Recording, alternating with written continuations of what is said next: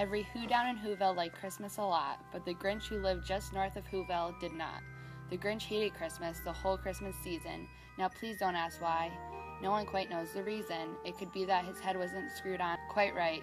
It could be perhaps that his shoes were too tight. But I think that the most likely reason of all may have been that his heart was 2 sizes too small.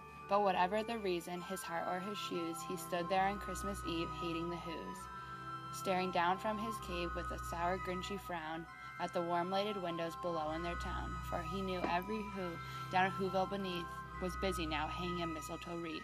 And they're hanging their stockings, he snarled with a sneer. Tomorrow is Christmas, it's practically here. Then he growled with his Grinch fingers nervously drumming, I must find a way to stop Christmas from coming. Then the Whos, young and old, would sit down to a feast, and they'd feast, and they'd feast, and they'd feast, feast, feast, feast. They would start on Who pudding and rare Who roast beast, which was something the Grinch couldn't stand in the least. And then they'd sing it, and they'd sing, and they'd sing, sing, sing, sing. And the more the Grinch thought about the Who Christmas sing, the more the Grinch thought, I must stop this whole thing. Why, for 53 years I put up with it now. I must stop Christmas from coming, but how?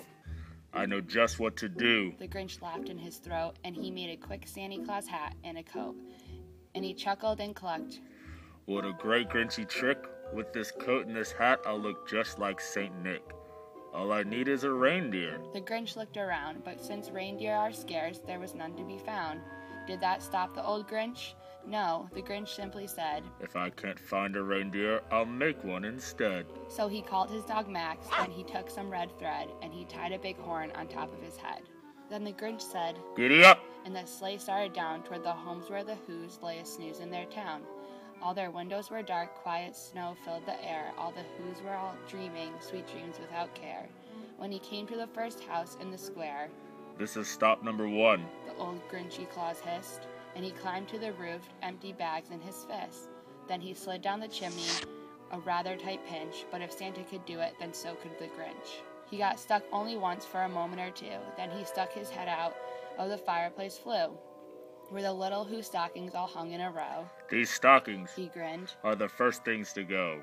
Then he slithered and slunk with a smile unpleasant around the whole room, and he took every present. Pop guns and bicycles, roller skates, drums, checkerboards, tricycles, popcorns, and plums. Then he stuffed them in bags. The Grinch, very nimbly, stuffed all the bags one by one up the chimney. Then he stuffed all the food up the chimney with glee. And now, Grinned the Grinch. I will stuff up the tree. And the Grinch grabbed the tree, and he